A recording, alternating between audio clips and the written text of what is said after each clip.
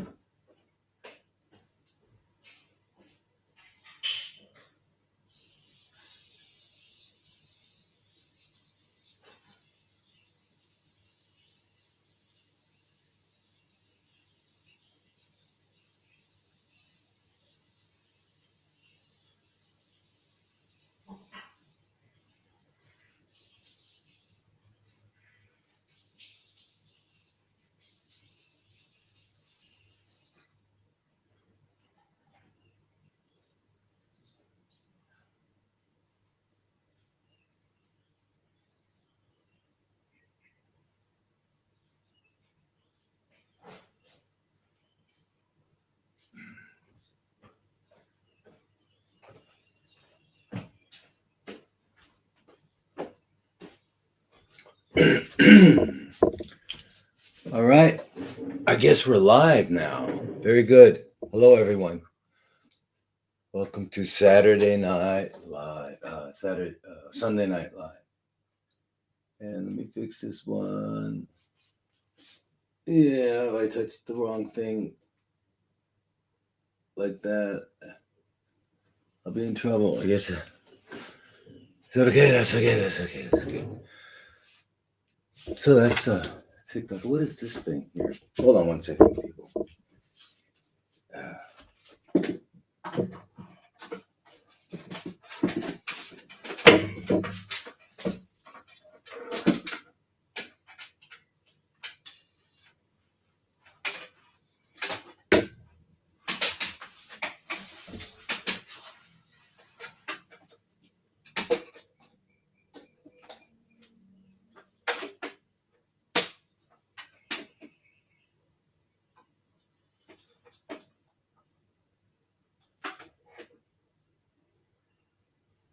Okay.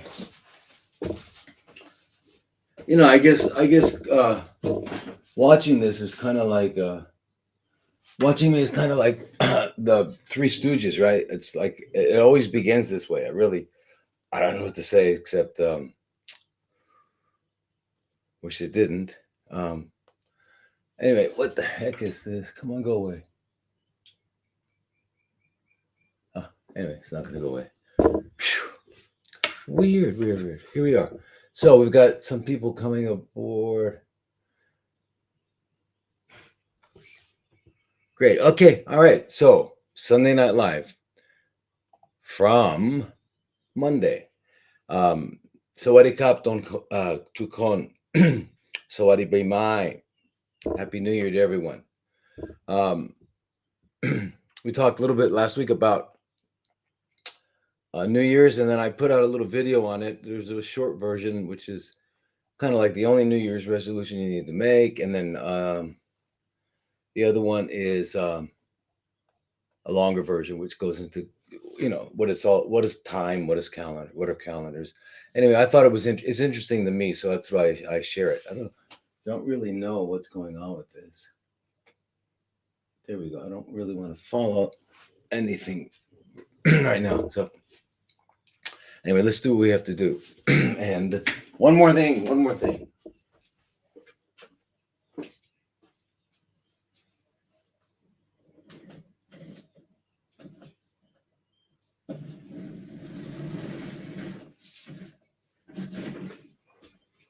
Okay. There we go. Yeah. Okay, so very good. Anyway, I don't know how long ago. It was 2 weeks ago now that I did or last week, whatever. I did a webinar on parasites. It was kind of exhaustive, pretty much. I did leave a few things out, but you can't do everything. But it's pretty exhaustive. And then what I put on there at the end is, and you'll get a printout mailed to you that about what to do about it, what drugs to take and all that, and places that you might be able to get them. but work with somebody with it. If you can work with somebody, it's best, so you know what you're doing. But if you're in a situation where you can't, and you just and you really need to do it, just do it. And I'd be happy to help. I'm trying to find a way again of helping people with parasites because it's a big, major problem. As I said, we're going to be having a parasite special. Um, like, I don't know, what do you ever you call them? I don't know the terminology, but blog or but ongoing thing for people who have CFCs and who don't. So right at the beginning, I like to clarify terms again, just so we're all speaking the same language. We don't like the word cancer because it's a zodiac sign, and it's got all these negative, horrible connotations. That people hear that, and their hope is gone. So we don't use it because it's not really what's happening. What's happening is we've got chronically fermenting cells. We know that. So we're going to call them CFCs. Okay, you guys? CFCs. All right. So hi, everyone. Hey. Somebody's requesting to be in my live. What does that mean? I'm not sure what that means. Anyway, I turned off the fan so it's not so loud. But I got to turn this one on. All right. So anyway, just so if you didn't get a chance to see the webinar on parasites, it's available on my website, drlodi.com. But I advise it because there are so many questions for parasites. So let's get to the bottom of it. Read all. I mean, watch it all and get all that. And once you have all that information, it should answer a lot of your questions. The point is, we all have them. So whatever. And um, and these guys are. You'll see. Watch the webinar. They're pretty freaky. Anyway. Um, So drlodi.com/parasites, and you'll be able to order it. Okay. Now, and then also, I don't know if you saw a recent special podcast with Darren. It was an introductory podcast. He is our kinesiologist, and he's an amazing guy. About movement, some simple movements you can do. I'm serious. These are like science. It's data. Remember, what we do is data here. It's science-based medicine, evidence-based medicine. That's what we do. We don't do anything else. Okay, none of it sounds good. I think I'll try that. No, I'm not going to try anything unless I know it's safe and effective. All right, and it's been in use for a while, and the product that I'm getting is as pure as it can possibly be. And if I can't get it pure, then I won't use it. That's just the way it has to be. You can't just say, "Well, I've got some ALA." Where's it from? I'm not sure because I personally took ALA one time IV and from a compounding pharmacy, and apparently it wasn't made right. My blood pressure went to 220 over 160. I was like almost dead, and I went to the ER. By the time I got there, I started to come down. But you can't get the wrong stuff of any of this. Okay, so don't just make sure that you can trust the compounders, and it's very important. Um, yeah. Okay. So, um, but anyway, Darren does all. He's a physiologist who specializes in kinesiology, which is muscles, which are the engines of the body. They keep metabolism happening, and they do much more. But anyway, short exercises that you can do for 5 minutes that can triple and 6 times. What's the word? Hexagonal, hexagonal, hexagonal your unnatural killer cells and their activity. So pretty important, right? Um, and then just as a reminder, Twitter is the only one with Dr. Dr. Thomas Lodi, MD. The rest are all Dr. Thomas Lodi. Okay, you got that. All right, cool. All right, and it's LinkedIn, TikTok, Instagram, Rumble, YouTube. I'm guessing I'm back on YouTube. Yeah. So this is cool. So. Anyways, it's been a hectic day. We were just looking at land yesterday for a really nice healing center we're going to have over here It's going to be fantastic. Where I'm going to really people, I'm would like people to come for like 3 months, 6 months, as long as you can. And it's not, remember, it's a healing center, so it'll be, you when you mostly won't wear shoes. It'll be jungly and forest. It's a forest. There's banana trees all around, fresh air. Just the just out, no sound except animals. And um, the we hope to have 20 regular rooms, and then maybe 5 villas for people to stay in, because it's really, you've got to go. There's got to be a complete change in the life of who you are and uh, what you do.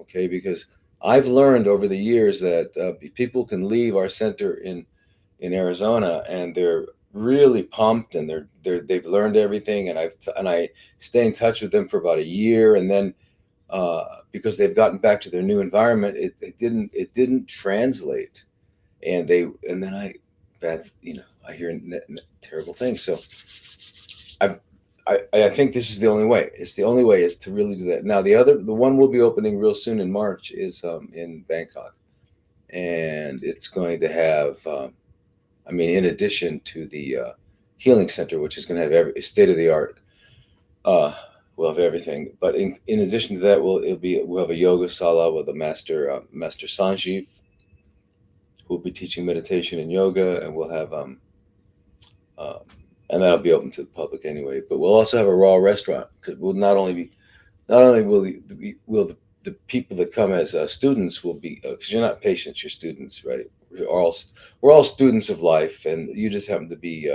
in class now. That's it. I've been in class for a long time, but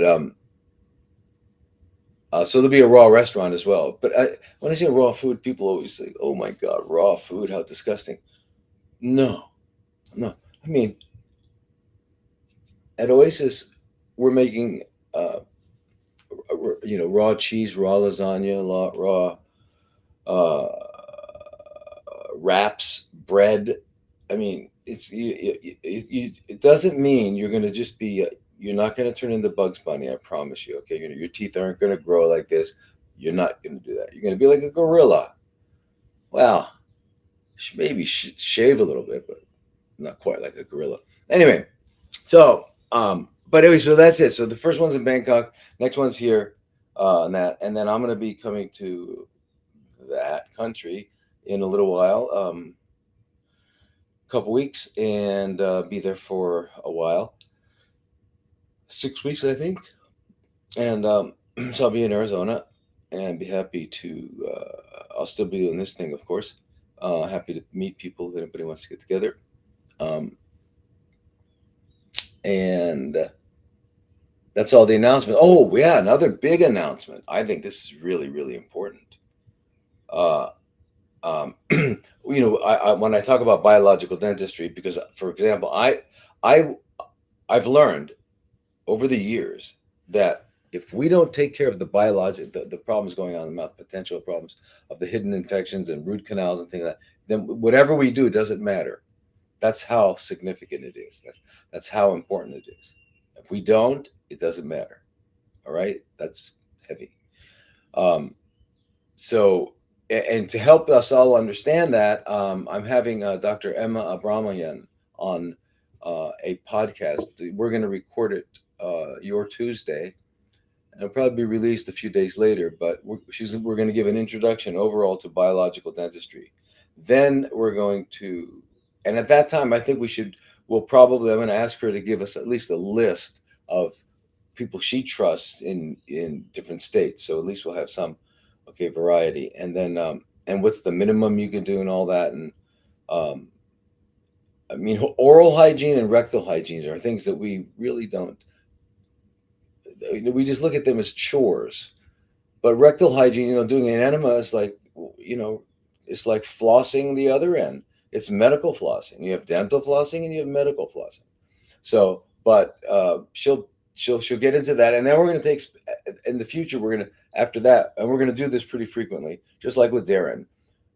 Specific topics, just root canals, just position of your tongue, the airway, your cranial bones, how they affect your temporomandibular joint, and how that affects your bite, which is the top of your spine, with all the autonomic nervous system. So this is so well connected. Believe me, the mouth never left the body, contrary to popular belief.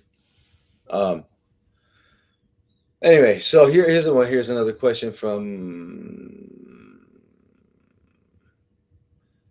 What advice would you have for aspiring doctors? From what books, doctors, or institutions should one study to get the knowledge you have? I am 19 and I want to become a doctor, but I'm not sure with what path I should take.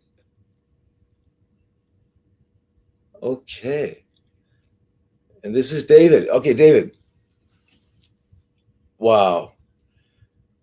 Uh, okay. Realities are that Rockefeller won in 1910, and everybody has this greater respect for medical doctors, MD. I mean, just they just do. Um, it's not warranted, but they do. Probably one of my greatest teachers was a naturopath, Dr. Herbert M. Shelton. Love him, love him. And right now, Dr. Paul Anderson, a naturopath, brilliant guy, worked in cancer in CFCs. So, I mean, you can't. It's really the person is a healer or not, and that's what you want to be. So it's where your heart's at. Now, in terms of getting around, if you have an MD, you just have, uh, it opens more doors and blah blah blah blah. You can get licensed everywhere and all that. The problem now is that you have to actually go through medical school again. I mean, medical school, and um, I don't know. I can't even imagine what it's like now. I know when I went through it, it was still fairly benign. I mean, it taught me all the crazy madness, but I think now there are a lot more drugs and there are more diseases, and but I'm sure a lot of it is computer based. I don't even know if they have actual real anatomy, cadaver anatomy now. I don't know what's going on, but the naturopathic school, there's one in Oregon or Washington. Um, it's called Bastyr, and from what I can gather, it's probably would be number one. But I'm not an expert on naturopathy. The other one is osteopath. You can go to osteopathic school, DO, and they learn what the MDs learn, so they can actually go and they can become an anesthesiologist if they wanted. They could be a neurosurgeon. They could do anything in MD, but they also learn how to deal with the body, like we were talking with Dr. Emma. We're going to do with Dr. Emma a series of casts podcasts, but one thing she looks at is cranial bones. And that's what they do. In fact, they have subspecialties of osteopathy, which is cranial osteopathy, and how its effect on your whole body. And you all know about craniosacral work. You know about myofascial. So you can't ignore the biomechanics of our bodies, because we're not just biochemical bags. We're not a bag with biochemistry. Okay, so my advice is just, my gosh, uh, what are you looking for? If you're looking for prestige, and if you're looking for things like that, you're going to be an MD. But if you're looking for, you still get prestige as a naturopath. Um, a lot of people are trusting naturopaths more now than they are the MDs, rightfully so.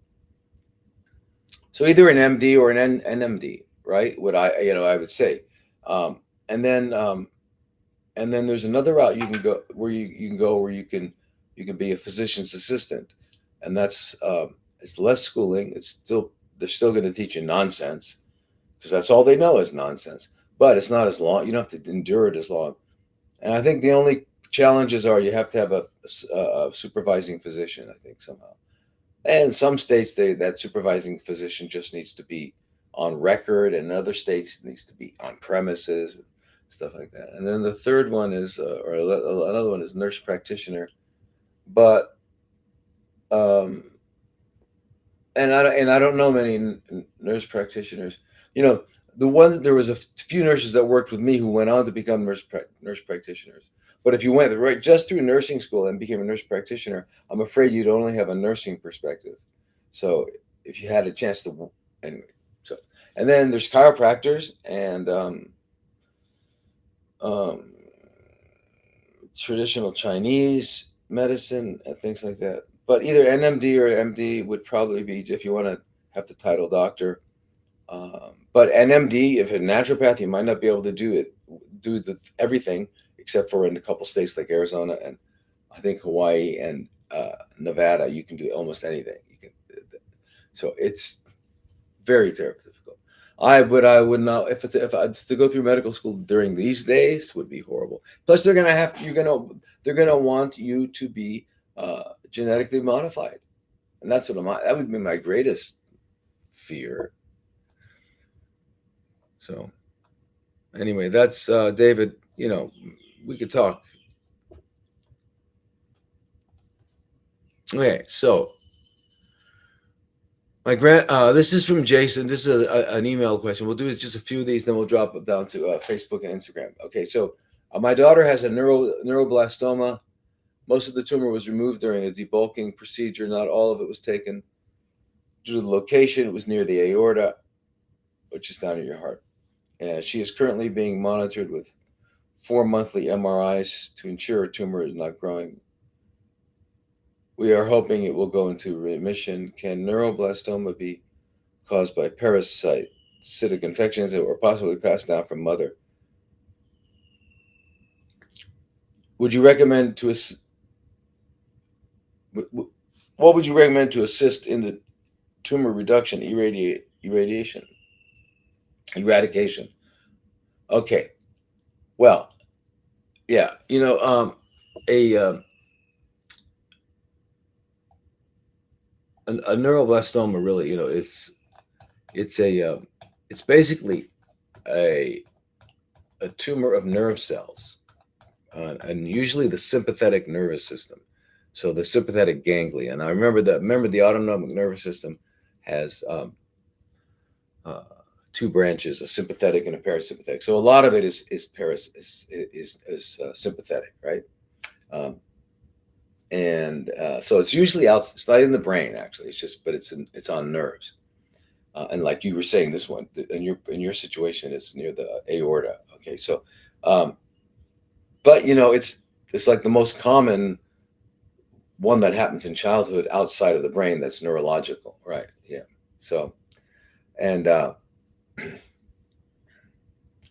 the biggest problem is the involvement of nerves. Now, when you ask them, well, when you go to the hospital, ask them what is the cause. More, if they just said we don't know, it'd be great. But they have like these. It's either bad luck or genetics. Well, it's neither, right? Okay, it's neither bad luck nor the genetics. You didn't pass it down. No, you did not. And uh, because who does anybody else in your family have like your grandparents or their grandparents or their grandparents, right? Um, but anyway, but even if you don't know, I'm telling you, they don't because it doesn't get passed down. So now, and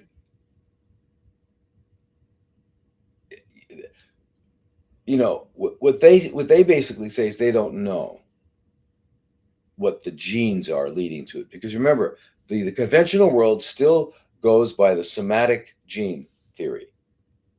mutation theory, and that is that the genes of the cells become mutated and then the CFCs start. So they get mutated and then they turn into fermenting cells, which doesn't even make sense, but that's what they say. Instead of fermenting cells, modifying the genetic expression so that they can survive a new metabolic requirement called fermentation. Instead of looking at it like logically, they I don't know, they think something happens. So they're saying they haven't identified yet the gene mutation. It's because there isn't one. So here's the thing: there's some chronically fermenting cells on your granddaughter's, uh, on her sympathetic nervous system. Okay, so in addition to some therapies, what you really want to do though too, that's probably also really disrupting her autonomic nervous system. So you want to give, she's got to have a lot of exercises that will stimulate her vagus nerve, to stimulate her parasympathetic, right? And that's deep breathing, and that's humming a lot, have her singing and stuff like that. That's very good. And then uh, and then she can remember hot, cold, hot, cold, hot, cold is really good for rebalancing the autonomic nervous system. Meditation, of course, but she's a young girl, so it might be hard. Um, but other than that, remember the only difference between any of the what they call, they call them different types, like in your breast you can have this type or that type. No, it either began in the lobe or it began in the duct, period. Or I guess it could begin in the muscle and be a sarcoma. In other words, I mean, there's not types, it's just location. All right. So it's the same thing with this. This began on a nerve root, um, usually sympathetic, as I said. That's all it is. So we treat it the same way. We work with it the same way. We completely clean the body. We check out the mouth 100%. We do, you know, uh, uh, uh, uh, 3D cone beam CT of the mouth. Make sure there's nothing going on. She's a little girl, I think. Imagine, right? Granddaughter. I don't know how old she is, but probably young. Um, and you do that, and then I don't know what she's eating, but she's got to, hopefully she's willing, and if not, you have to make her willing to change her diet, to start eating food. Now here's the problem for parents, all parents. The reason a lot of us aren't able to get our kids to do what's right is because we're not doing what's right. Right? You can't smoke cigarettes and tell your kid not to smoke cigarettes. It just doesn't work. So, in other words, you have to become what you would like your children to be. So, they would have to start eating healthy and all that. So, she could do a juice, she could even do, like, I don't know how old she is, but even a young girl could do a couple days of green juice. Remember, you're only not getting fiber and fat. You're getting all the other nutrients, but you got to drink a lot. Put extra apple, make it taste sweet, whatever you got to do. Make her enjoy it and love it, and clean her out. Clean her out. Make sure she's going to the bathroom a lot, pooping a lot, all the time. Okay, and if she's not, she needs an enema, or even they do colonics for young girls. They have smaller speculums, young girls, young boys.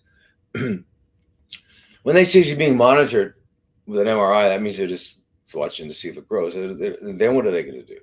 Cut out more or something, or give her radiation? And that's all they can do, because they're not asking why. They're just saying, um, and so, but I'm telling you, there's something in there that has caused that. The universe is cause and effect. When you play pool and the ball, and you hit the ball and it goes into that pocket, it didn't get there by bad luck, good luck,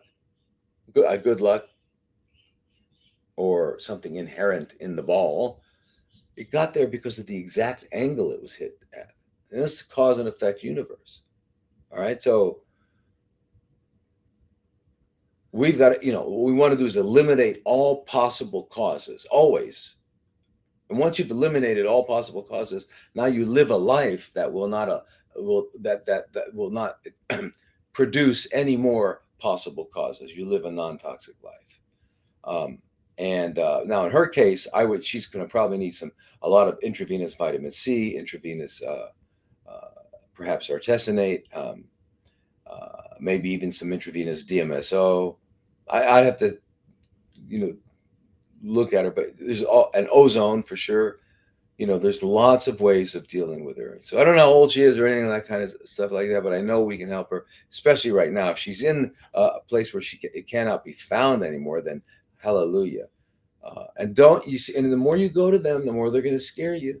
I know you feel compelled; you have to go back, but find a doctor who's a functional doctor who will, um, who can get you your imaging studies at a private imaging company, so you don't have to go into a hospital, and can get you your blood tests. They can draw your blood at the doctor's office and send it to a lab. So you don't have to go into these institutions that destroy your mental health.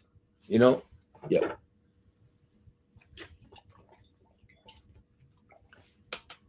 It's amazing stuff. Water.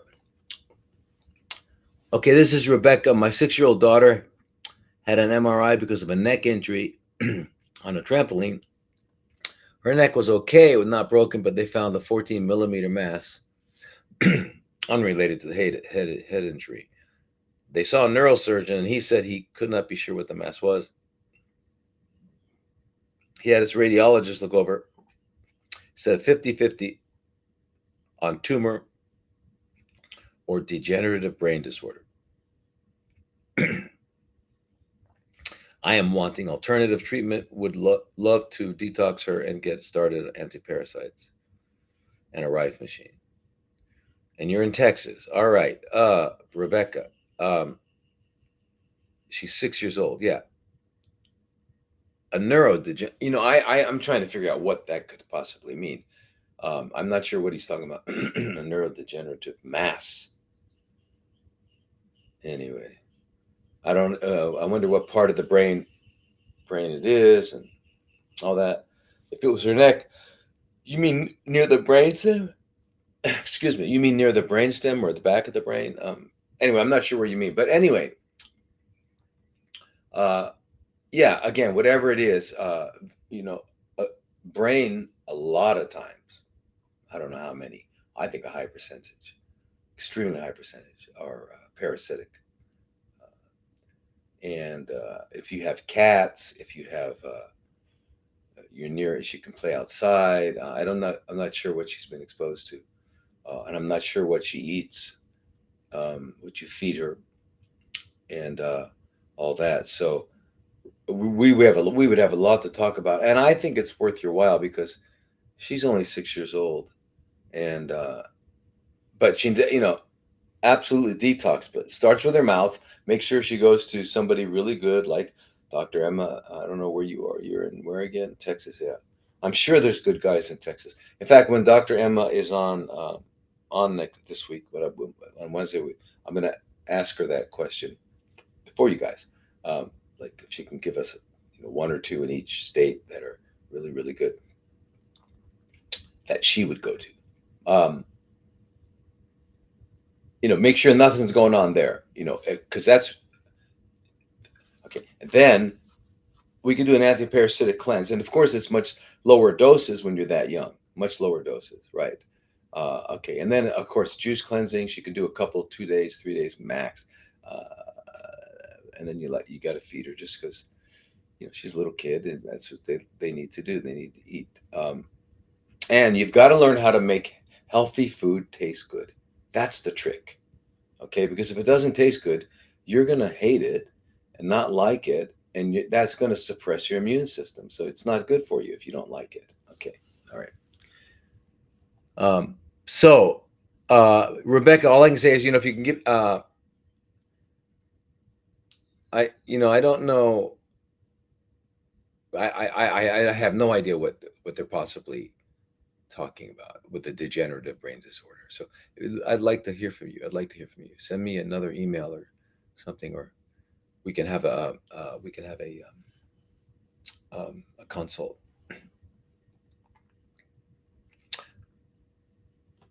Okay, so this is from Debbie, and she says if a breast thermography report says suspicion of angiogenesis, what does this mean? Does it mean there's CFCs? Does it mean there is a tumor? Does it mean a tumor is trying to form? Can you have veining in your breast and it be perfectly normal? What should you do or not do if you have breast angiogenesis? Okay, so the thermography is picking up heat, right? Thermal. And blood carries heat. And so when there's more blood flow, like when you get a bump, you get hit, you close your elbow in the door. That'd be hard, but you close your or something like that. It gets red hot, swollen, and painful. Okay, all of that is due to increased blood flow. So blood does that, right? So it's gonna make it it's gonna make it hot as well. So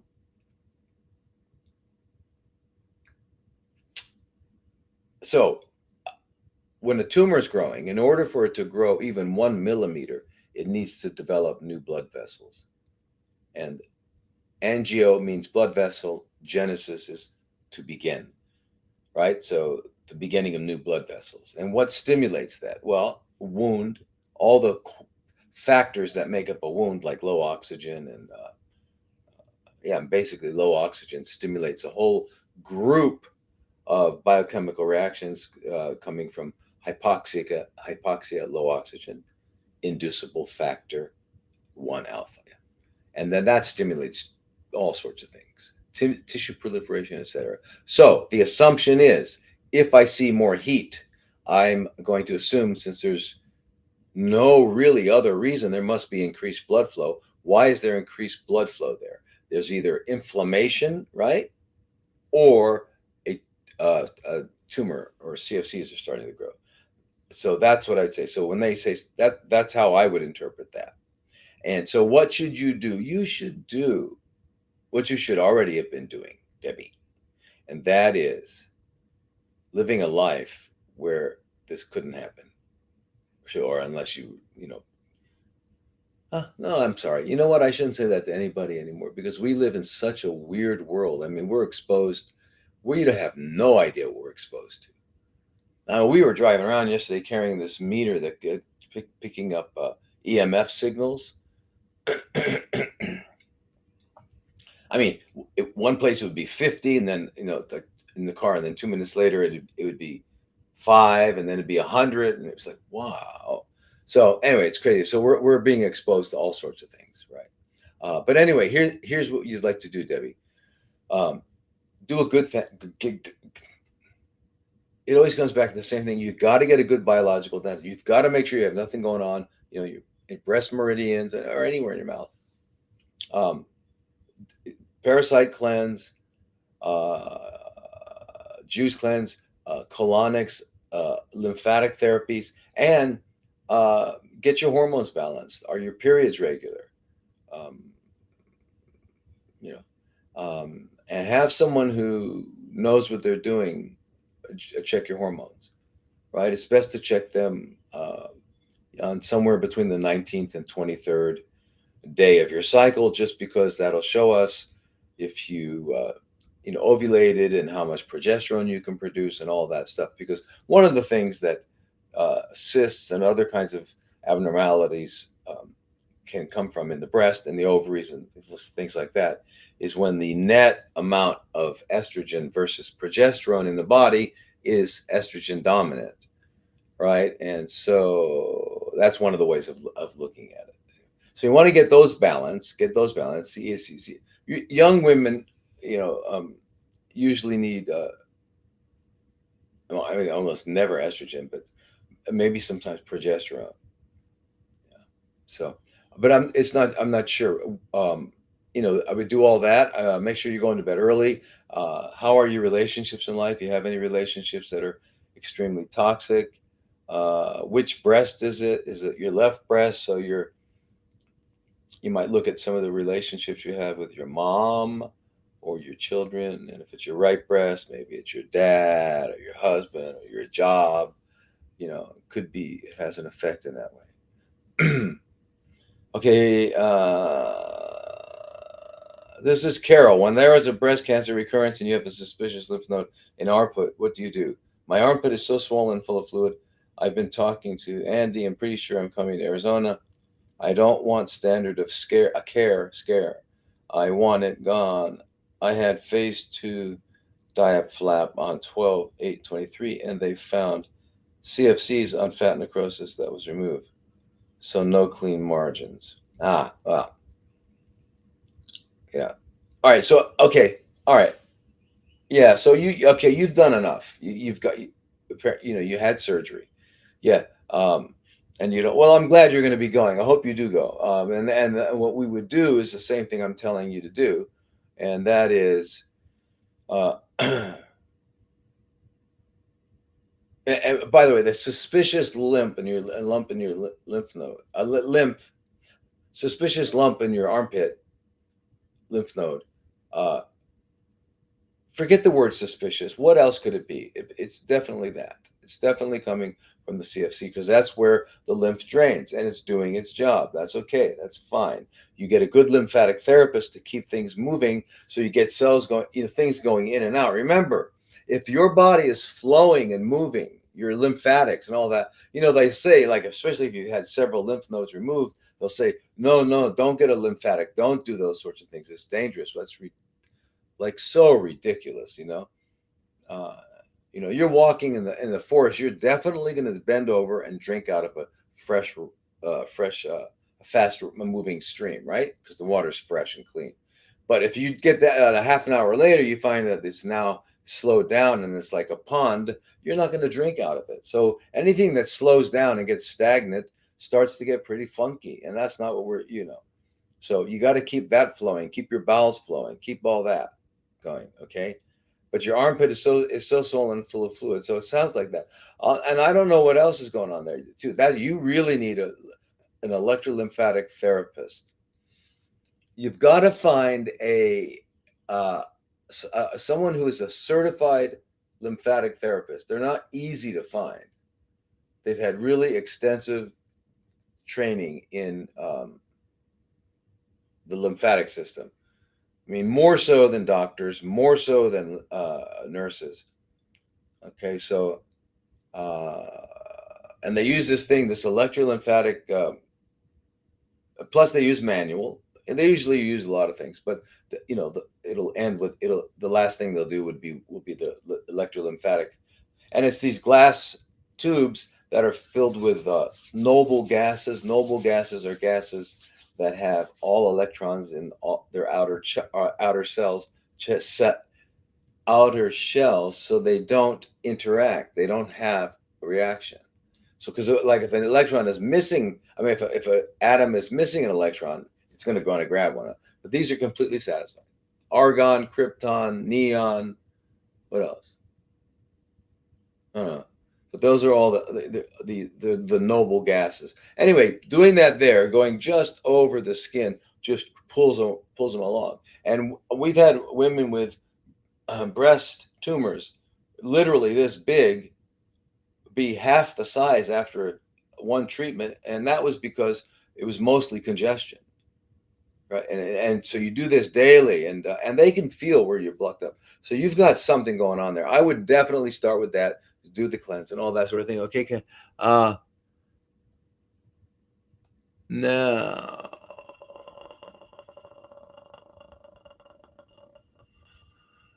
Okay, so what is it? Uh, Catalina, breast breast CFCs, estrogen, progesterone positive. What's your opinion on hormonal treatment with goserelin and fulvestrant? Is it okay to stop the estrogen and progesterone production? Thank you. Well, Catalina, I don't think so. And I'll tell you why. Because a healthy woman is a woman who is cycling. Okay, a healthy woman is cycling.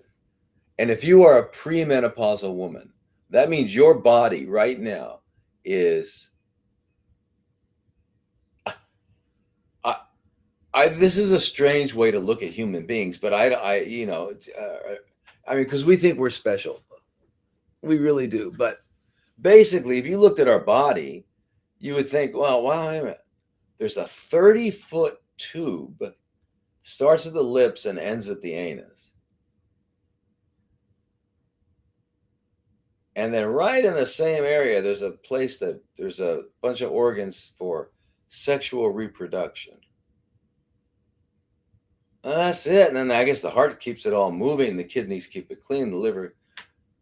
But that's about all we're going to do in life. And it turns out that's pretty much it, right? So, um, uh, the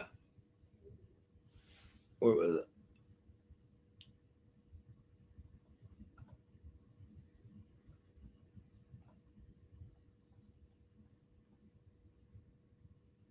Where was that? Wait, what was that? What was that? Oh, okay. I'm sorry. So, anyway, so a healthy woman who's still premenopausal, meaning she's still fertile, able to have children, uh, and even if you can't for some reason, if you still have your ovaries and you don't, and you've had your uterus taken out and you can't have children, that's not the point. But if you're, but a healthy woman is a cycling woman. That's why even when a woman goes through menopause, I prefer to keep them on a regimen that would mimic a real cycle, whereas estrogen goes up the first couple of weeks and then down, and then the last couple of weeks is progesterone, because that's what the body functions on. And remember, everything in the universe needs a yang, a yin and a yang. Night. If it was night all the time, it wouldn't be cool, and if it was daytime all the time, it wouldn't be cool. You got to have a night and a day. You got to have an up and a down. You got to have a front and a back. All right. It's just the polarities of something define the other, right? You can't define up without a down. Up exists in relation to down. So same thing. So you have to do that. I would cycle. I would like to get you back to a cycling rather than, and I would say that uh, if we were to be able to go back and trace the history of somebody who developed you, for example, um, developed CFCs here, uh, we would, if we were to look at your hormones, we'd see they got imbalanced. They always get imbalanced somewhere. Now, why do they get imbalanced? They get imbalanced because we live in a society that has um, so many toxins, so many hormone disruptors.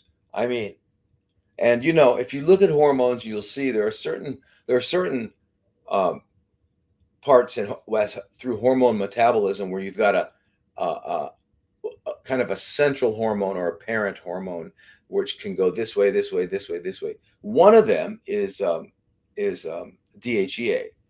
uh, dihydroepiandrosterone. It's and it can become any of the sex hormones: testosterone, estrogen, progesterone.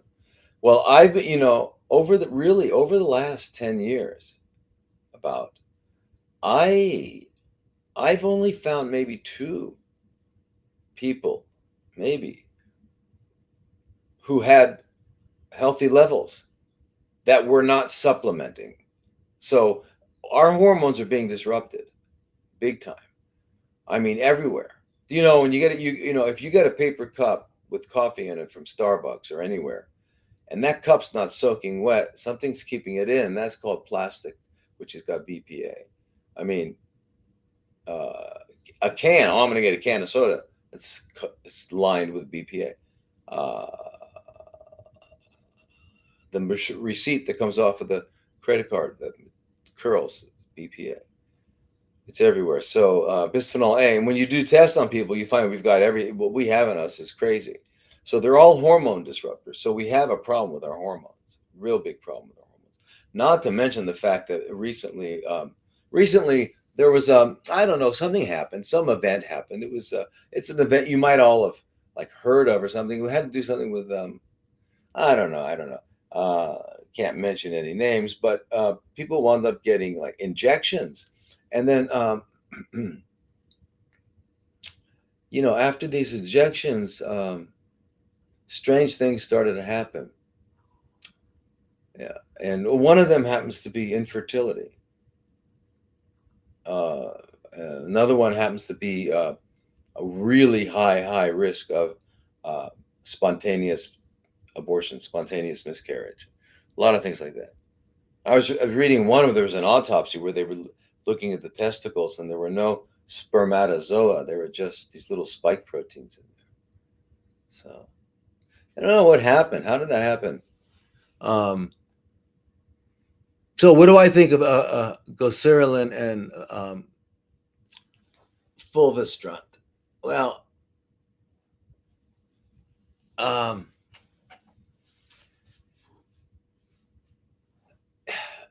you know, again, they're going after estrogen. What they want to do is they want to make it even more out of balance.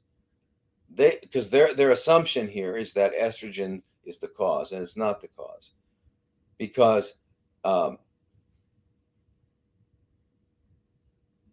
if they blocked all the estrogen, they cut out the ovaries, they or they just give you or and this goes for the same with prostate. I can't prostate CFCs. They give you a shot that blocks your hormone from producing the hormone that signals your ovaries or your testes to produce either testosterone or estrogen. Okay, so either way they do that, and if you do that long enough, then they see it's still growing, and they say, "Oh, now it's hormone resistant." Well, it always was. It's just that happened to be yes, it's got hormone receptors. Yes, okay. So now, uh, the fulvestrant, uh, it's like a selective receptor that downregulates uh, uh, estrogen estrogen receptors, estrogen alpha. It downregulates. It gets rid of them. Okay, it actually degrades them. So that's kind of a good idea. Okay, so we can degrade the estrogen receptor so that even if there's estrogen, it's not going to bind to it. That's pretty cool, right? Um, and then what was the other one? Zolid, Zolidex? What was it?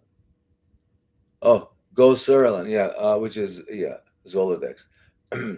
And these are gonado releasing hormone agonists. Now, gonado releasing hormone is a hormone produced by the hypothalamus in the brain, and it gets its signals from the levels in the blood of hormones. And based on the levels it gets in the blood, it tells the pituitary on or off. It says on, then the pituitary will send a signal to the ovary or to the testes to make hormone, and that's how it works. If there's not enough, it'll go on. If there's too much, it'll say stop. So it's kind of that feedback loop. So uh, what they do is they give you these are new ways of doing it. There's another one called Luprin or Lupronide and Goserelin, and what they do is they actually bind to their agonists. They make the body the pituitary produce LH. Right, LH is what stimulates all this luteinizing hormone. But it's so much that what happens if you do something so much? It's just like if you heard a knock, knock, knock, knock, knock, knock, knock. First, the knock, knock, knock is going to bother you, but pretty soon you adapt to it. So what happens on a cellular level is that the adaptation of too much binding to the receptor for the gonadotropin releasing hormone is that it downregulates, and when it downregulates, then it's not producing anymore. Okay, so basically, it's another way. It's a way of putting someone into medical menopause or medical andropause, but still hoping to preserve fertility. It's much different than putting them on a what's that famous one they give every 3 months? What is it called again? Lupron. Yeah. Oh, that just shuts it off, and sometimes you can't turn it back on. So this hopefully will do that. That's what they think. Okay, but and uh,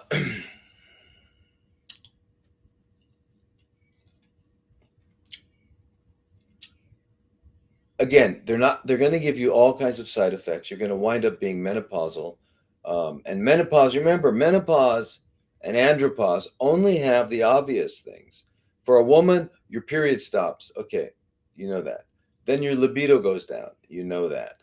Then you get vaginal dryness. You know that. But what you don't know is that your bones are getting more and more hollow, and you don't know that you're getting more and more uh, forgetful, more and more slower in your thinking. Cognitive function is declining.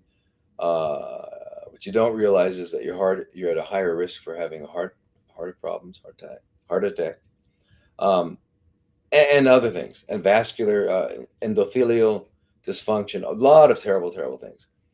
So those are the things. So what we need to do now, is I do the opposite. I bring everything back into balance. When I've looked at the body and I've looked at it very carefully, and I've looked at the biochemistry very carefully, and I keep doing it because it's not like I know it all, because I can't know it. Only God can know it all. Only God. There's no way. There's no intelligence. And I'm going to stop apologizing to those of you who don't know about God, and I just like I should stop apologizing to you that think bizarre other things too. But I won't even say those words because I don't want to get shut off. Anyway, um, so my what I've concluded is this: I'll never figure it out. 36 septillion chemical reactions every second. Every second. That means there's a process going on that is just not comprehensible. But yet the result is, look at, there's a living, functioning being, and there's billions of them, and not just humans. There's flies, whatever. I mean, wow, right? And this is all going on. So all we can do, best we can do, is to try to bring it into balance, right? Because if an organism is getting all of its biological needs met, and its genetics are healthy, it will function optimally, which is called health. That's just standard. And when I say genetics are optimal, I'm meaning people are animal anyway. Because if you've got a genetic abnormality, uh, a serious one, like you'll you won't be out in the public. You'll be in a hospital. You'll be institutionalized. You'll be really, really sick. Okay, we see high functioning Down syndrome. We see maybe, I don't know if I've ever seen anybody else like Hurler syndrome, or I've never seen anybody really, really sick outside of an institution. You just don't see them, but they account for less than 5% of our population. The rest of us don't have that. Okay, um, and so what you need is to satisfy your biological, psychological, and spiritual needs, and if you do that, your body will be doing what it was designed to do: function optimally. Period. Which includes the immune system, which includes the thinking, which includes the heart, every aspect. All right, and the only time that there are uh, we have problems is when we're not meeting those needs, and we have to adapt. I'm eating too much junk, and I'm getting too much glucose and sugar. My body adapts, becomes insulin resistant. That's an adaptation. It has to do to protect me. And I don't need. There's no. It's beyond absurd to think some external poison is going to remedy the situation, going to cure the situation. Right? All you do is stop eating the whatever you're eating that's causing the sugar to go up, and then that adaptation doesn't become necessary. It's the same thing. All right. So Um, and so these here, they're spending a lot of time, they're putting all their efforts on the estrogen thing. What are they going to do when it becomes estrogen or hormone resistant? Then they're going to say, well, we better get back on chemo or something. It's just like, no, you don't need to do that. You don't need to do that. As a matter of fact, I mean, okay, here's the thing. We're talking about, talking about estrogen receptor. I don't want to talk about estrogen receptors for a minute because, listen, where do we find estrogen receptors and androgen receptors? Androgen receptors. Where do we find them? We find them on breasts, ovaries, vaginas, uterus, fallopian tubes, hips, larynx, lungs, stomach, pancreas, bladder, prostate, colon. Yeah, they're all over. Okay. In fact, one of the men need estrogen. If we didn't have estrogen, our coronary arteries wouldn't work and we'd have heart attack. So we need estrogen. Yeah. Okay. Um, so what I want to talk to you about is flaxseed and soy, because I want you to understand. Hippocrates said, "Let thy food be thy medicine, and thy medicine be thy food." Well, I'm telling you, eating a whole food that's appropriate in your situation it does so many things that drugs only do one. Okay. So anyway, so um, alpha linolenic acid is what they call omega 3, right? Versus uh, um, omega 6. And flaxseed is a very rich source of that. Okay. So is hemp seed. Um, but I'm talking about flax. Now, but not the oil. Okay. You need the whole flax seed. Why? Because you need the lignans. Lignans? No. I heard lignans were really bad. Hmm, hmm, hmm, hmm. No doubt, I'm sure, and there are people out there saying that lignans are bad. No. Here's the thing. Some lignans cause problems, others are absolutely necessary for health. This is one of them, okay? Now, the lignin, the main lignin in with flax is Seco, Iso, Larry, Cressenol. So they call it, which diglucoside. What do they call it? They have it SDG. Let's call it SDG. It's a lot easier. Okay, so it's got lignin, it's got that SGG and fiber. Okay, now what do those do? Okay, because we usually talk about the anti-inflammatory actions of these flaxseed of omega 3, right? But it also has an antioxidant and it modulates lipids, lowers lipids. Okay, um, and in fact, you can make flax milk and get a lot of omega 3. Yeah, but if you're allergic to soy, and if you're going to get soy milk, you better make sure that it is organic. That's hard, non-GMO. Okay. Um, So, but the antioxidant content in flax seeds is really due to the SDG, uh, the lignin. Okay. Now,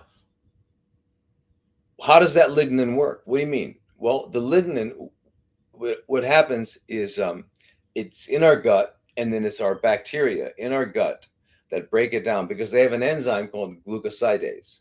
Now, they have glucosides. Glucoside, they're able to take glucose. They can find glucose in another molecule. That's how if any of you take apricot seeds, if any of you take B17 or anything like that, that's what you're relying on. That CFCs have a lot of glucosidase, and they're going to grab that glucose off of the amygdalin. Amygdalin is two glucoses, one benzaldehyde, and one hydrogen cyanide. Grabs the glucoses and releases the cyanide. Okay, so, and a lot of, CFCs have a lot of that, and they don't have a lot of another enzyme called rhodinase. And so, because rhodinase neutralizes um, um, uh, cyanide, it becomes thiocyanide. So, but our healthy cells, all of our healthy cells, have the opposite. They have a lot of rhodinase, but very little glucosidase. So it doesn't affect. So that's why you can get intravenously 9 grams, 15 grams a day. Orally, you can't because the bacteria in our gut also have glucosidase. You'll wind up dying. You can die if you take too much too quickly. You got to do it slowly. If you're going to take it, you take one pill before you go to sleep. Okay, 500 milligrams. Don't get the apricot seeds because if you get the apricot seeds, you don't know how much is in each seed. So one day a handful is fine, and the next day a handful makes you. Okay, so you're okay for a couple of days, and try one in the morning and one at night. Okay, try two at night. You probably, if you get to 2 and 2, that's fine. Then you're taking 1,000 milligrams twice a day, and that's just good. Because you're preventing recurrence. It's good. But just remember, you're going to be, any of the bacteria in there will be producing some cyanide too. So that's why you start to feel bad. It's not that you go from being well to dead. That's not how it happens. But if you start to feel good, you got to turn back. Okay. So so the gut microflora turn the lignin into other substances. All right, And thirsty. Wait a minute.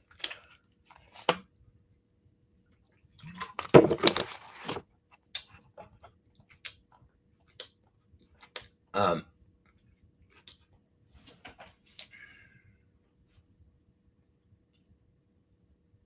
so I was going to give you the details, but I know some of you out there really like details, and some of you don't want to hear them. So I'll try to keep it civil. Okay.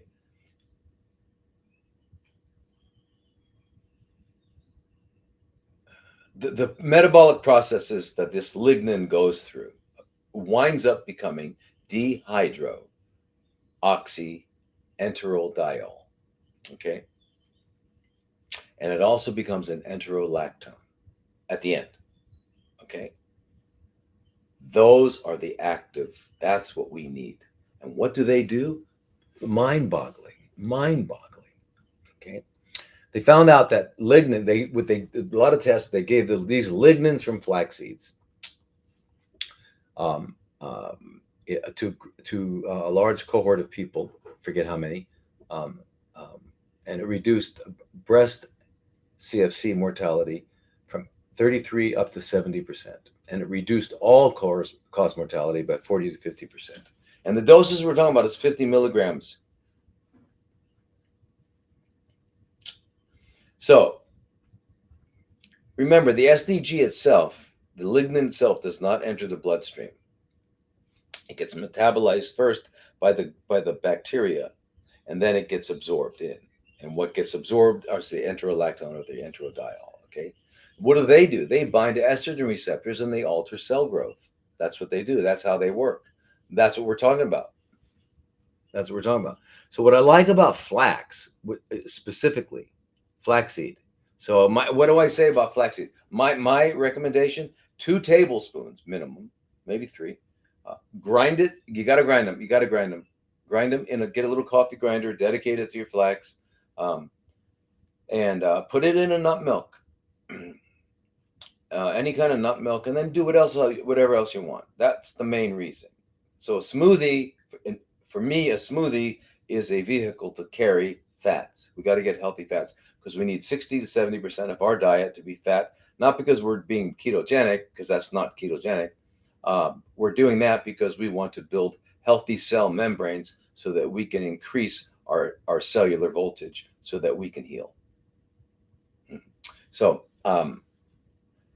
yeah, and then you can put blueberries or whatever you want that makes it taste good, that makes you enjoy it. Okay. And then, but I would be doing like 3 tablespoons, and I'd probably also sprinkle it on my salads and stuff like that, Um, there's a very interesting thing when they, looking at men with prostate CFCs, they found out that Asian countries have 1/8 the amount of prostate as Western countries, prostate CFCs. And they pretty much are attributing it to the consumption of soy products. They eat it a lot. And so, what is in the soy? Well, there's I'm sure you've heard of them: genistein, dacidine, and equal. Have you heard those? You've heard those. Okay. Now, again, we were talking about. I think I started this discussion talking about estrogen receptors. Okay, so estrogen, and we were talking about that. Yeah, when we were talking about the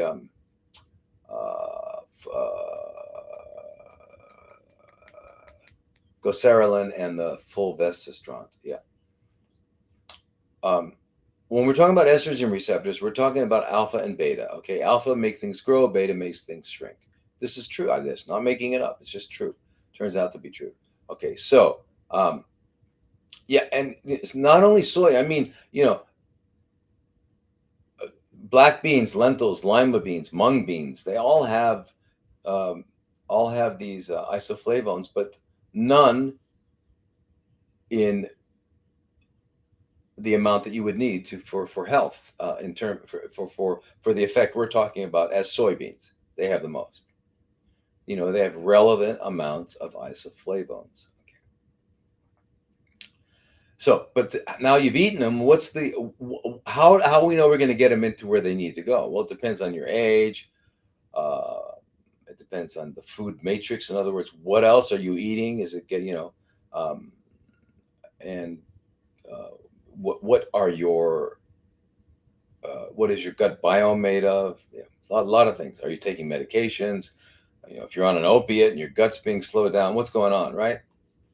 Um, so what they found was that like a lot of the colonic the bacteria in the colon actually changes. So they found actually a strong link between soy consumption and a decrease of colon CFCs. So we're talking about colon and prostate, right? So okay, again, so flavonoids. Remember, just to give everybody a little quickie, you've heard the words because you're going to hear the words. You might as well understand what they are. So flavonoids are a large group of bioactive plant compounds. Okay, there's flavones, flavonols, isoflavones, uh, anthocyanins, and flavonols. There's just I, I don't know why they're so close, and when they're talking about it, it's little small changes, and those are usually called catechins. Anyway, so what is the bioavailability? It involves your ability to absorb it. Okay, so you've got to have a healthy, non-leaky gut. Okay, it involves metabolism by the microflora. Yes, intestinal and hepatic metabolism. Right, your liver. Okay, it some of it binds to albumin, some of it doesn't. Is it excreted in your liver or is it excreted in your kidneys? All these things you have to consider, right? When when looking at food you're eating. So anyway, what I wanted to say about genistin or soybean is that it protects cells against oxidative stress by scavenging free radicals, and it chelates metals, and it strengthens our own antioxidant system. It increases our ability to produce antioxidants. Now, what it does that blows my mind is that it actually it can induce apoptosis. So, independent of all the estrogen effects, genistin induces apoptosis, right?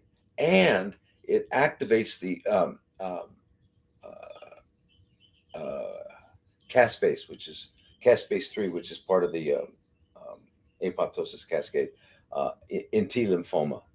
Pretty cool, huh? And it does that. One of the ways is by inactivating NF kappa beta. Maybe you may remember I've mentioned that before. NF kappa beta. Just remember this. NFKB. You'll see it a lot.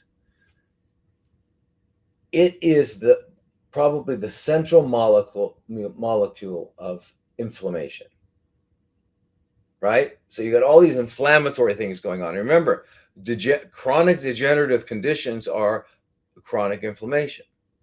Acute inflammation, I banged my finger and it's hot. That's great. That's healing. The other chronic inflammation is not. It's making things worse. All right. So, um, anyway, so NF kappa beta is activated. So if you had anything that could shut down NF kappa beta, you could shut down inflammation. Well, there's lots of things, Cans. One of the most powerful is curcumin. Another one is vitamin C. Another one is flax. Another one is soy. Another one is brassica vegetables. And no, I'm sorry. I'm going to get in trouble, but I got to say it.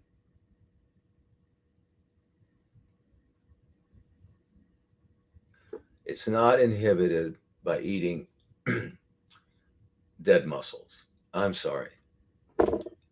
Mammal mussels, maybe reptile, even reptile mussels, amphibian mussels. But what about fish? Okay, so now, genistin knocks down NF kappa beta. Big deal, big deal. Okay, all right, yeah. Now, it also upregulates P21 and P27, and you're saying, what the hell are those? Have you heard of the tumor suppressor genes? Has anyone heard of P53? Maybe you have, maybe you haven't. P53 is considered the master uh, um, tumor suppressor gene.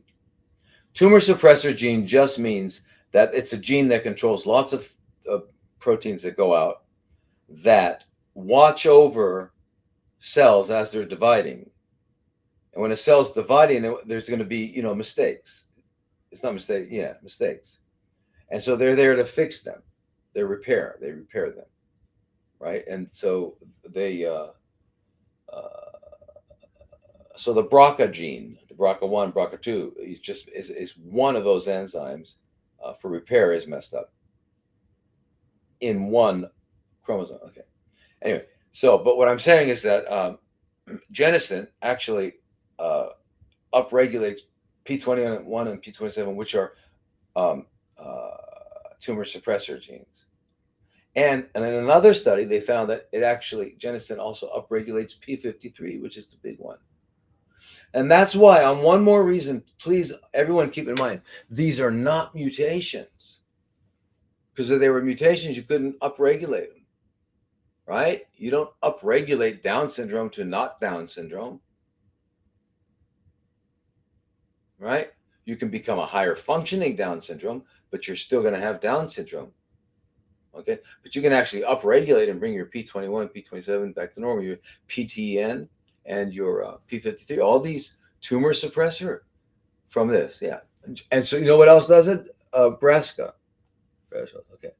So now we talked about ER alpha and ER beta, right? So ER alpha is found, in breast, ovary, stroma, endometrium, hypothalamus, and the beta mainly found in kidney, brain, bone, heart, lungs, intestines, prostate, and in lining of the blood cell, red blood cells. I mean, of the blood vessels.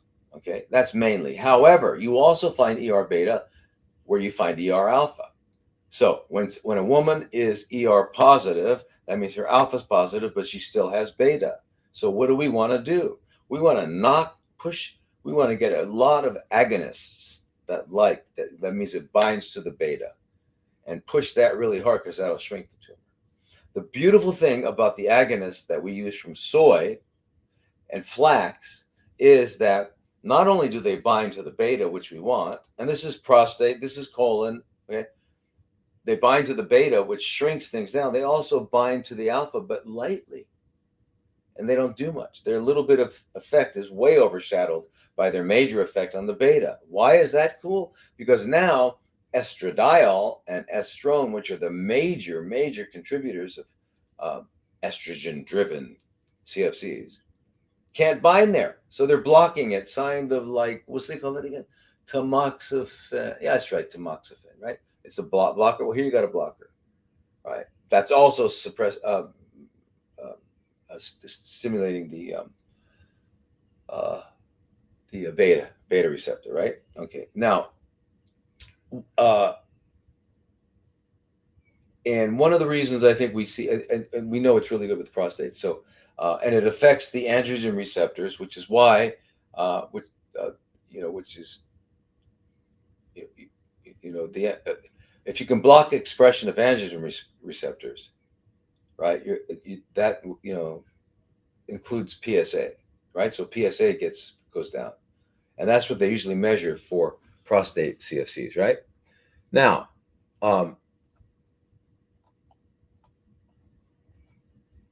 I just wanted to give you a couple of. I looked at a couple studies here that I think are incredible. Okay, this is published in March of 22. This last year, 2 years ago, 2022. Soy isoflavones and breast cancer risk, meta-analysis. Meta-analysis means they looked at multiple different studies and analyzed the findings from all of them. The data were indicative of a clear inverse, that means backwards, opposite, correlation between the amount of isoflavones consumed and breast cancer occurrence in pre- and postmenopausal women. Conclusion: consumption of soy isoflavones can reduce the risk of breast cancer in pre-women.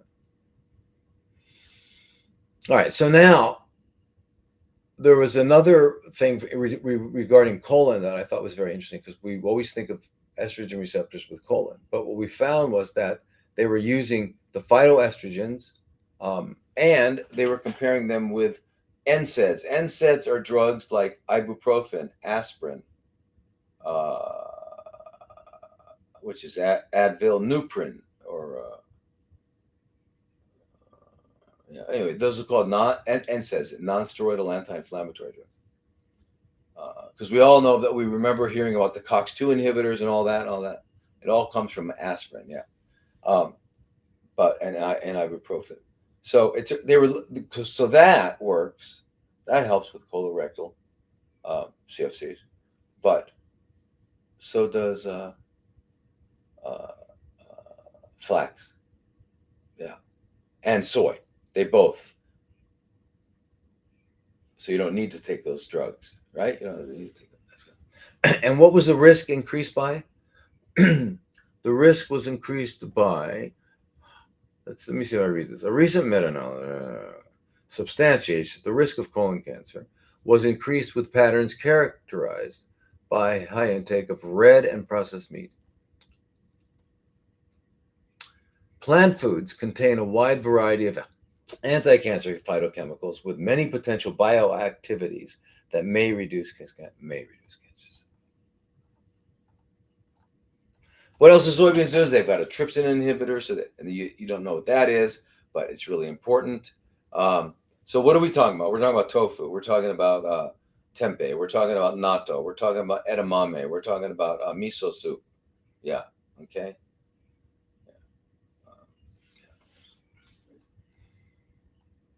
So with it, just for people with colon, they found that eating tofu once a week reduced it by 15%.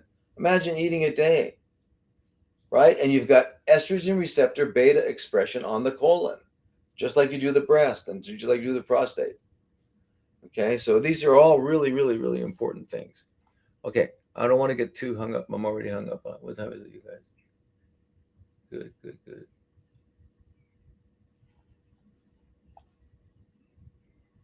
Okay, go. I was diagnosed. Uh, okay, where are we?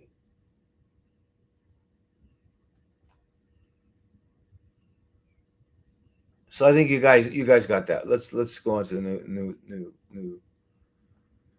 Just a real quick one here. Liver cancer. This is from Mirabella Anthony.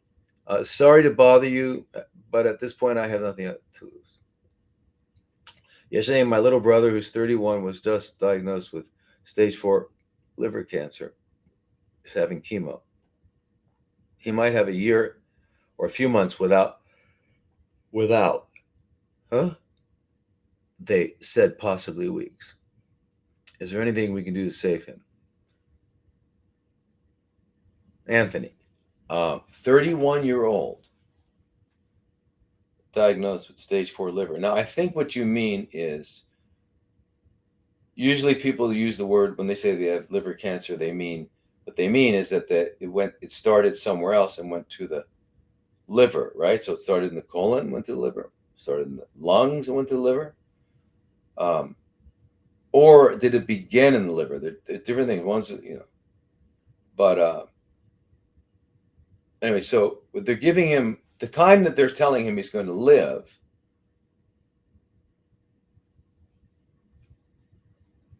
You think about it. So he's 31. They're going to telling him, they say, what we're going to do to you is going to make you really sick, and you're not going to live more than a year. It's an easy thing to say. It's like, no thanks. Now, is there a way to deal with this? Yes, absolutely. Everything we've talked about. Anthony, I hope you've been watching us and you get the parasite webinar. You can go to my website, drlodi.com. There's a Stop Making Cancer video. We teach you how to prepare foods, and I give some lectures, and there's 3 other people. Darren's on there for movement. But we got to first get rid of anything that's causing this with Anthony. Now, I don't know if it's a primary liver tumor, hepatoma, which would have been, a lot of times there's it's a different cell type, but cell different location in the liver. Um, so you got to, so yeah, absolutely. But the chemo will kill him. The chemo will not only kill him, it'll make it happen faster. There was a study. Where can I got to find that study? They showed the people that did nothing. They got diagnosed with, weren't sure. They did nothing. Nothing. They didn't change their diet. They didn't start running. They didn't do anything. Lived around 12 years. People were diagnosed to, instead, I'm going to go follow my oncologist. They went in the hospital. They lived 3 years, just on the average. So like 4 times longer for doing nothing. And that's for doing nothing. I mean, it's not that you're doing nothing. You're doing something. You're eating and living a lifestyle that produces this stuff.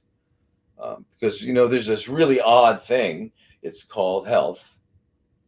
And you can only get it one way. Now, guess what? You all know. You guys must all know by now. Health comes from. Am I going to see? Where does health come from, you guys?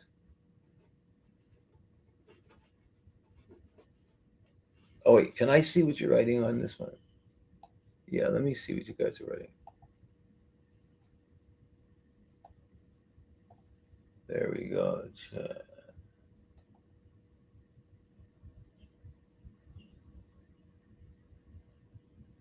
Okay, anyway, health comes from healthy living. There's no other way. Can't buy it. Okay, you guys? I'm glad you're all here. Good to see you. Wish I could read.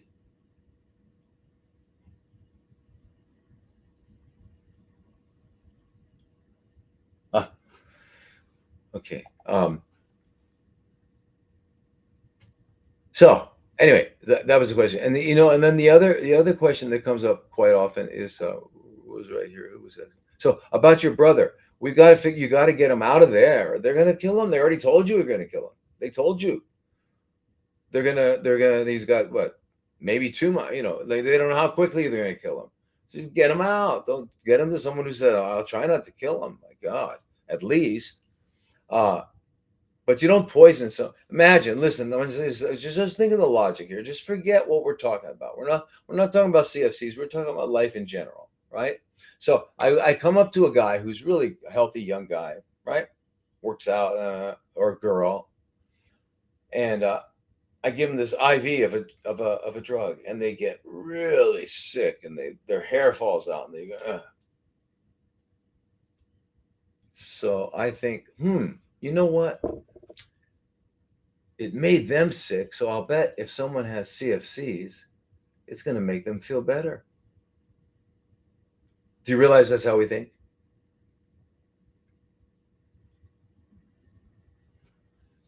Okay. They've got you thinking. Why do they have you thinking that? They have you thinking that because you bought the disease model. You think the disease is this thing called cancer that the Rockefeller named got into you, and you got to kill it. You got to go to war against it. And that's not at all what's going on in your body. Your body's trying to survive. It's doing what it can to survive under the circumstances. It's just waiting for you to change the circumstances so it doesn't have to do this particular dance, adaptive dance. Okay? So, anyway. By the way, that study I was talking about with, a minute ago with even a small amount of tofu, 15 grams a week. But they found that when they were looking at all the different anti-carcinogenic substances in the different soy products and flax and things like that, they came out with the conclusion that the strongest association was observed for the vegetables that were high in carotenoids, right, which are vitamin A, cruciferae, which is cabbage, broccoli, cauliflower, bok choy, garlic, and tofu. That's it. And for colon, right? So, and by the way, for those of you with Herceptin, with HER2 HER2 positive.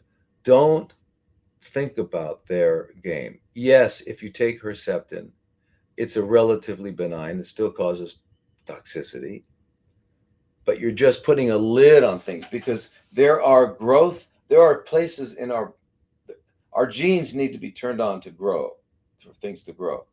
And we have several different places. I think we got five of them. They're called epidermal. Epidermal refers to the outer, uh, even the lining um, of glands, of vessels, of mouth.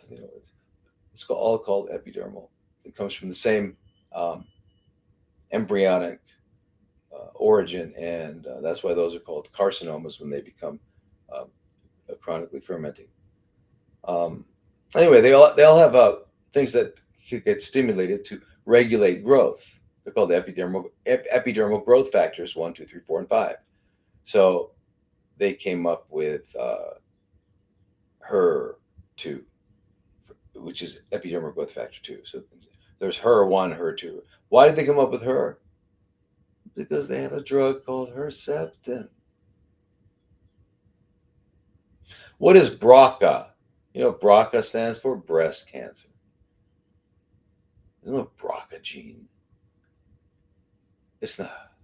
I it's the it's so entrenched. Okay, and I want you to please don't listen and don't think and don't use their words, right? But if you want to counteract Herceptin, I mean, if you're going to say you think you got to take it, the more broccoli and arugula you eat, right, and and all the different cruciferouses that you eat, um, nuts, walnuts, all that stuff's going to counteract the toxicity of it. But you don't really need it. You don't really need it.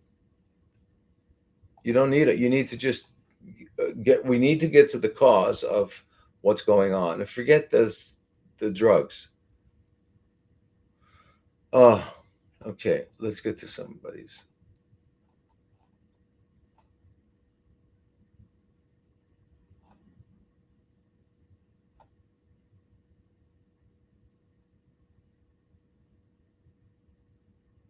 Okay, so this is from Angela. And Angela, she would like to know what is the difference between juicing, aka green juice, and blending green vegetables. All right, I'm glad you asked that, Angeline, because funny enough, many people don't know the difference.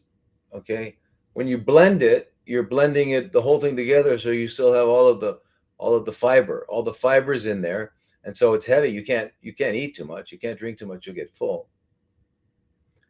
When you juice it, you spin out all the fiber, so there's just the liquid. So the amount of liquid that would fit into here would be probably a whole armful of vegetables, but minus the fiber. So as I said, when you're drinking green juice or juice, you can make green, red. You put everything you want in it. Uh, Yellow juice, you could make it anything. Not fruit. Little bit of fruit for flavor. Make enough fruit for flavor. It's always got to taste good. Always has to be something you look forward to. But what you're getting then, if you're getting in a liter, you're getting 2 liters a day. You're getting more nutrition than the average American gets literally in 6 months. It's not figuratively. It's not hyperbole. All right, because most Americans don't eat food. Occasionally, they get food. They find remnants. Isn't there a remnant of a piece of iceberg, like the worst lettuce you can imagine, um, at the bottom of a mustard smeared bun? Oh, and French fries. So the French fries and the piece of iceberg on the McDonald's is their vegetables for the day. Uh, but that's the difference. So you can, if you're going to do the other one is a blended soup. So my favorite blended soup, I take a bunch, two bunches of spinach, put them in the Cuisinart, right? Juice of half of a lemon, 2 or 3 avocados, take the skin off and the pits out, blend it, a little bit of sea salt, dice some of those purple onions on top. You've got an avocado spinach soup that's just fantastic. Uncooked, kind of the way God made it, makes you full, satisfies you. I mean, that's a blended soup. So that's the blender. The juice is minus the fiber. It's a liquid.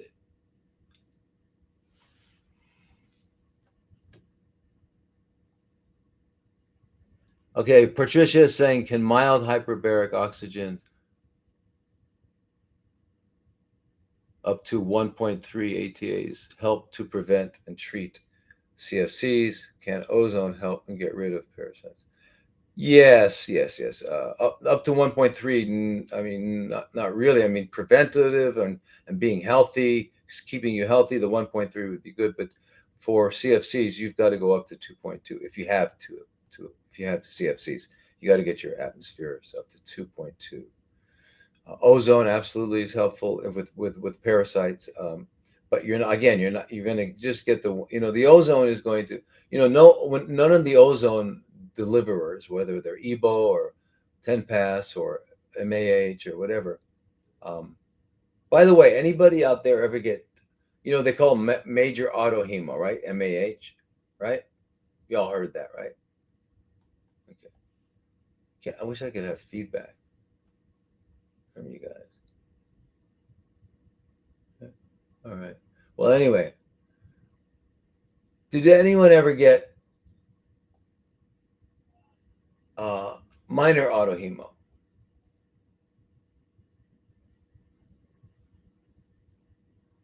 Yeah, you got minor autohemo. Anyway, if there's any practitioners out there listening, and I know there might be one or two, so listen, once a week or twice a week is what we used to do. Twice a week. Minor autohemo, right? You just take out like 10 cc's of their blood. You put in like 10 cc's of ozone. You shake it vigorously.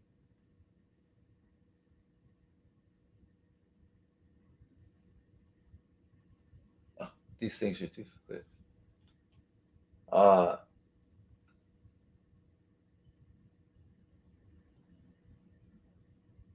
and then it breaks up all the cells, including any white blood cells in there, any immune cells in there. Breaks them up so that then you give it as an injection into their muscle, into their gluteus, their butt, twice a week. Why? Because the antigens on top of CFCs change every 3 days. So twice a week, what you're doing is you're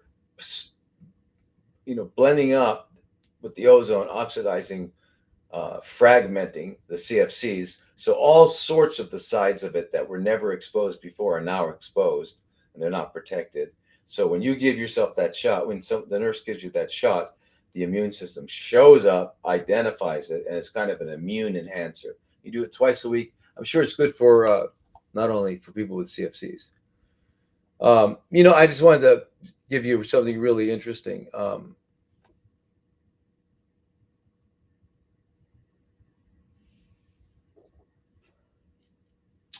Uh, just a little note on Singapore. Anybody from Singapore? No, you might not care, but I mean, I thought it'd be interesting to all of us.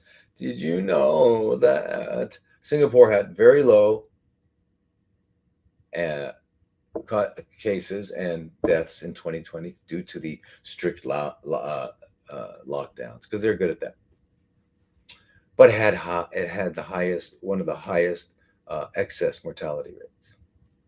Okay. And they were highly, highly, highly, highly injected. Now, the reason I'm talking about this here in this situation is that they saw in 2022 a 15% growth in Lucrin and Zoladex, like we were talking about before. They saw a 48% increase in the use of docetaxel, which is one of the chemos. They saw a 16% increase in Abraxane, which is a chemotherapy. They saw oxaliplatin go up. Anyway, so all these, yeah. I thought that's. I don't think it's interesting. I think it's a bummer, but you know, it's not interesting. Um, what time is it?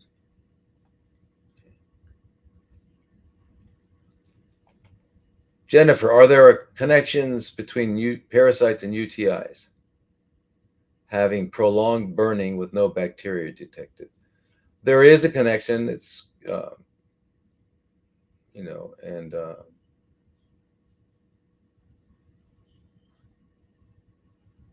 yeah, there's one particular uh, worm that loves the urogenital system, but it wouldn't just be causing this. It sounds like if you're having prolonged burning on urination, I mean, I guess it's burning in your urethra, uh, Jennifer, um, and no bacteria are found. So um, usually that means you have what's called an interstitial cystitis. And an interstitial cystitis just really means inflammation of the cells between the functional cells of the organ, right? So every organ has certain cells that are the functional cell of that organ, and then it's got cells in between it that are kind of holding it up together and scaffolding it and stuff. Those are called interstitial.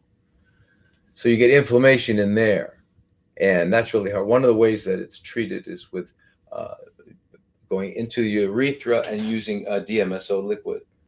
Um, and You do that a few times a week because it's a powerful, powerful, powerful anti-inflammatory.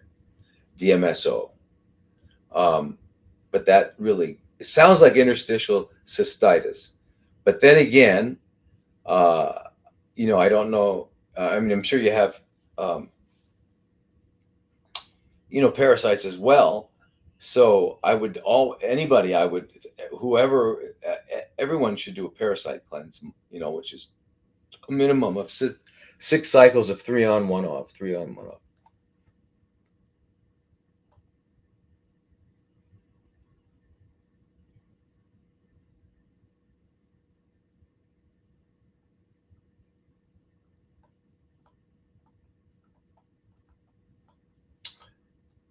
Here's a dental question by Carrie. I had a root canal at age 13. I'm currently 60. And about 10 years ago, the tooth I had a root canal on became very infected again and extremely painful. The dentist could not understand why I was feeling pain from that tooth. Why? Because he killed it. They took out the root. He did an X-ray and determined that he would need to redo the root canal and clean it out. He told me I had a very bad black bacteria that had formed. No, no, all root canals when you take them out, not all of them, but I have a black pus. It's pretty funky. Since that time, I don't know if it's related, but I have high blood pressure. I am currently taking blood pressure medications. I have tried to wean myself off, but no prevail. My wellness doctors prescribe a Dutch test. I'm wondering, yeah, yeah, yeah. Where are you, Carrie? Wherever you are, you call Dr. Emma Abramayan in Glendale, California. Make an appointment with her. She'll tell you the imaging you need to get, and then you can do a Zoom consult, and you decide if you want to go see her, or you decide if you want to go to someone that she could recommend for you that's closer by. But yeah, take care of this, and that might not be the only one. I mean, and this guy, oh my god, oh my god, whoever he is, tell him to call me. I'd love to talk to these people. Yeah.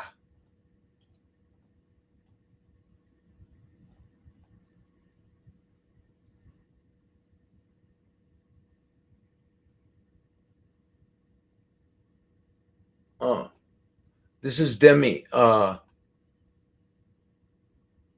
am new to your website and videos after stumbling across Facebook group. Trying to find information on my condition for the last 15 years. I cannot work at all.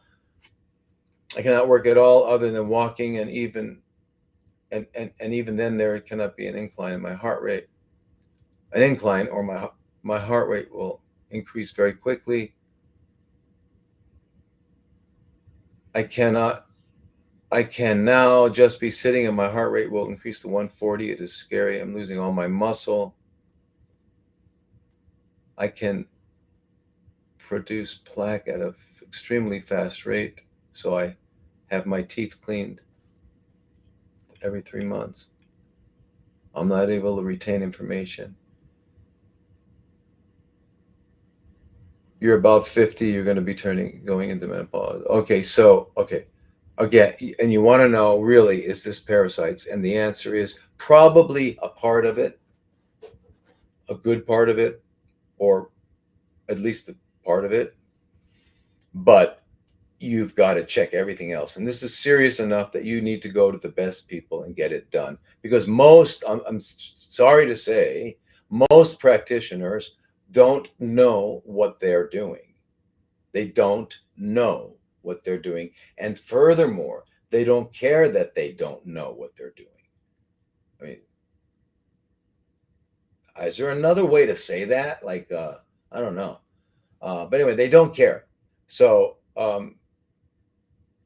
again, Emma Brahmayan, you got to immediately, and she's going to tell you to get a 3D cone beam CT. You get that, get the file over to her. You can have a Zoom call. She's going to tell you what's going on with that. You got to make sure you could be, and the mouth is so important. You could actually really do it the right way with ozone and all the PRF and all that, and the whole problem goes away. That's how important it is. Same thing with parasites. And then other than that, we're exposed to, as I said, environmental toxins that are you could not even pronounce. How many chemicals are in women's breast milk? I mean, uh, and now we've got nanoparticles of aluminum um, being dropped by planes, and I mean, it's so yeah. There's so many things going on with you, but you got to listen, Demi. You're not too complex. It sounds complex to you, but these are all just different manifestations of the same underlying situation. You're going into full menopause. Means you're perimenopause, which is just means that they're all changing. The hormones are changing, which means we got to keep them so they don't. We got to get you back to being healthy. We got to rebalance you really. And the first step. What is the first step? With anyone to rebalance? What is the first step? Because what do you want to rebalance? All the healthy tissues, all the healthy and vital organs and tissues, right? And you don't want to balance the feces. No, let's get rid of that. You don't want to balance the urine. No, let's get rid of that unless you do urine therapy. And listen, I'm just telling you something about it. I've read all the books on not all the books, but I've read a lot of books on urine therapy. And it's all anecdotal. And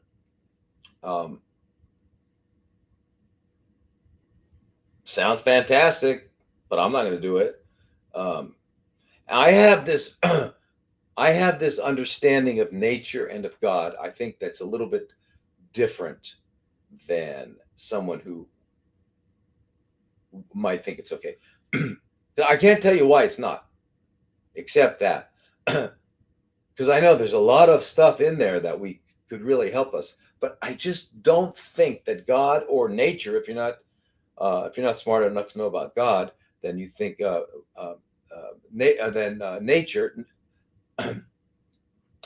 would have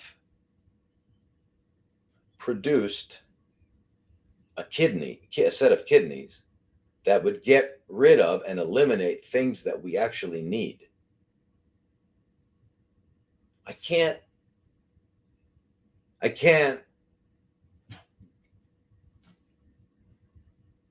grab it, can't grasp it. It's a men get pregnant type thing. I can't grasp it. So let's get what time are we? Oh, we're late. I can't. Wow, there's so many questions, you guys. I'm so sorry. Stop this is IG. Stop alopecia areata with no blood markers. Okay. Alopecia areata, just in case you don't know, it's just circles of no hair.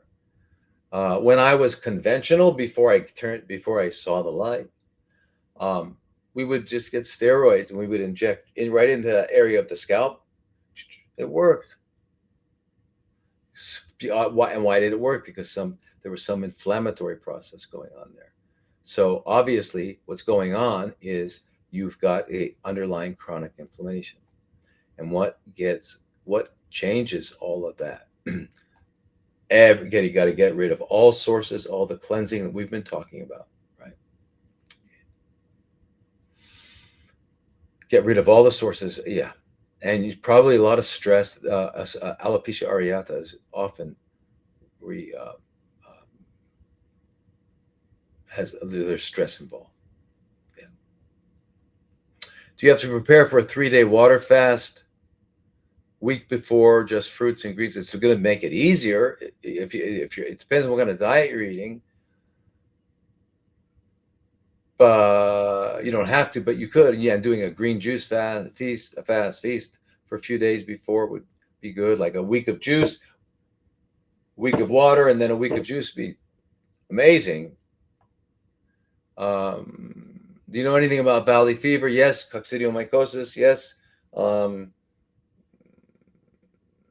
it's a fungus that's endemic to that area, like Arizona, the desert there, Sonora Desert. It likes lungs, lives in the lungs, makes you real sick. A lot of times it gets confused with CFCs. Um, they use typical standard antifungals to get rid of it. They're usually pretty successful, um, but but many times not, and that's because they just don't do things enough. And just like when we do the parasites, we keep doing cycle after cycle after cycle after cycle after cycle. Uh, but yeah, I mean, now that's what I would recommend. Absolutely.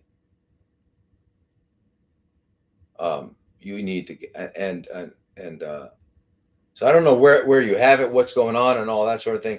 But you need good kinds of. I'd use like 3 antifungals, and I would do a lot of them. But you got to make sure you don't have parasites as well, and you have to assume you do. So you can do that protocol. Look at that webinar that I had. We can do that. You can do that protocol, but you can use the fluconazole, itraconazole, and nystatin. You know, I wouldn't use any of the other big ones. Um, Whoa, here we go, folks. So kap, kapumakap wani. Thank you, everybody. Uh, Sunday night for you, Monday here. I'm going to start the new week, and you guys end your week. All right, and fantastic. Thank you for coming. I don't know. Wish I could. There's so many more. I mean, I feel like I answered like 20%, but anyway. Namaste, namaskar, aloha.